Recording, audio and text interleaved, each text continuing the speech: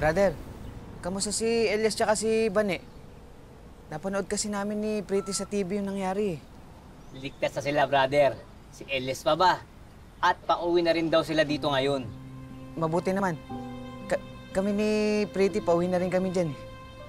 Oh, ako parang biglaan naman. Akala ko magtatagal kayo dyan. Mabang istorya eh. Tsaka ako na lang ikukwento ko pag nagkita tayo. Sige, malulubat na ako eh. Okay, brother. Sige, salamat. Bye-bye.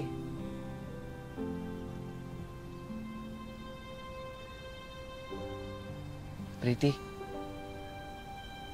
uwi na tayo. Dami kasi nangyari dito eh. Tsaka maling-mali yung ginawa ko. Nadamay ka pa. Sa pagpapanggap natin. Maling-mali talaga eh. Hindi ako, nakapagpaalam naman ako kay Doc Willie. 2 weeks ako nag-leave. Sasamahan naman kita kung gusto mong may ayusin pa dito. Hindi na. Uwi na tayo. Mali naman talaga ginawa natin eh. Maling-mali. Oo, aminin ko noong una. Gusto ko rin talagang magkaroon ng mana mula kay tatay. Para guminhawa naman yung buhay ko kahit papano. Pero ngayon, wala na akong pakialam sa mana. Ang gusto ko na lang, makasama yung tatay ko. Habang nabubuhay siya, makabawi ako sa kanya.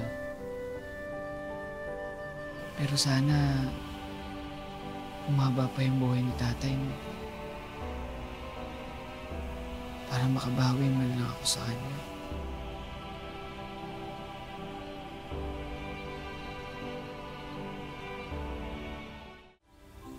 Anak, hindi mo kailangan na umuwi.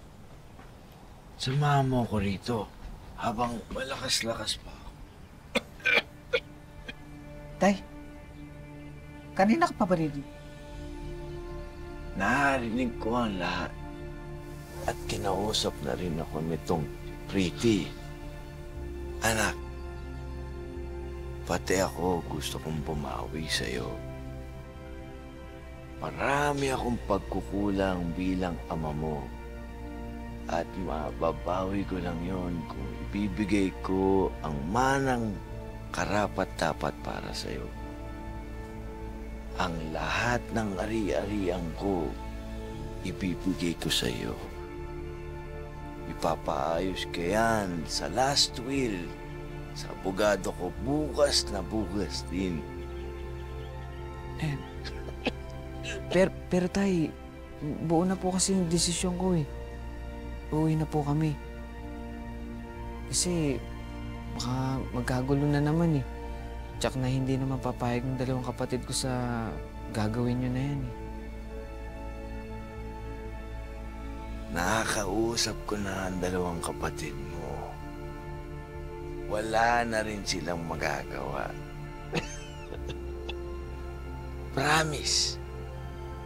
Ito na ang huling-huling giling ko sa'yo bago ako pumanaw. Tanggapin mo na lahat ng ibibigay ko sa'yo.